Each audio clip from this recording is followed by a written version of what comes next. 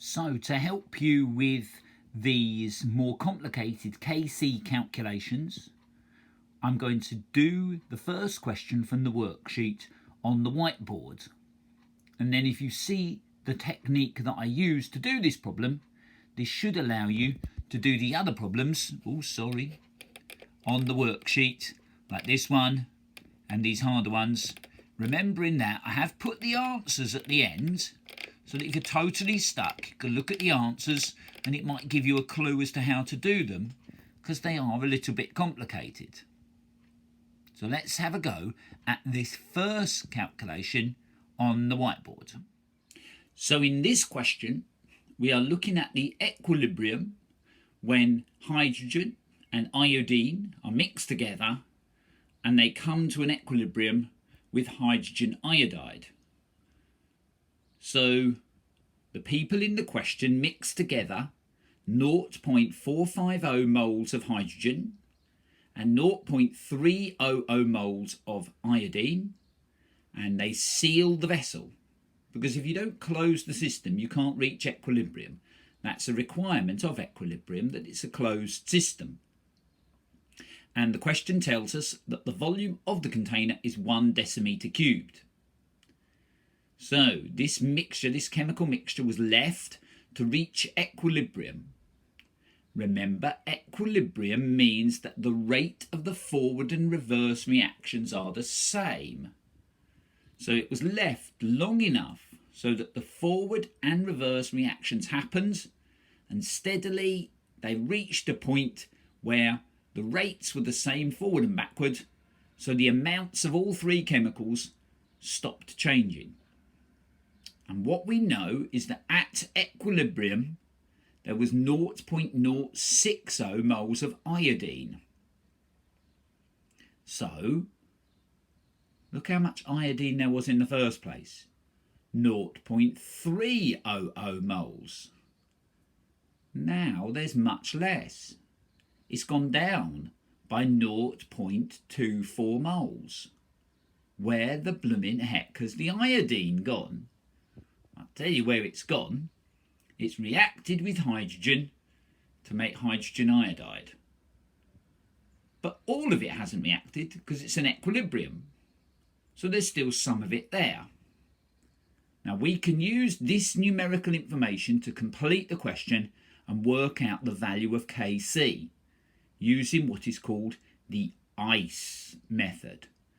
I for initial, C for change, E for equilibrium. And I'm going to do that on the board for you now.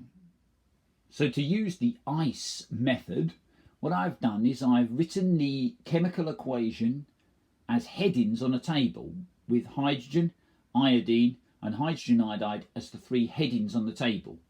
And down the side of the table I've got the number of moles initially, the change in the number of moles when the chemical reaction happened, and how much there is at equilibrium. So from the question I know that there was 0.45 moles of hydrogen, 0.3 moles of iodine, and I know there was 0.06 moles of iodine left at equilibrium. So I now need to fill in the other boxes to work out what I need, which is the bottom line, the number of moles left at equilibrium, so I can substitute into my expression for Kc and finish the question. Now, because this is not perfect and we're not in a classroom, I've circled the numbers that I've worked out. So how did I work out these numbers? This is what you need to do yourself for the other questions. Well, let's start at the top. First off is I knew at the beginning there was no hydrogen iodide, so I put 0 in that box. I also know that the iodine had gone down from 0.3 to 0.06. So it's gone down minus, it's gone down by 0.24. That was the change.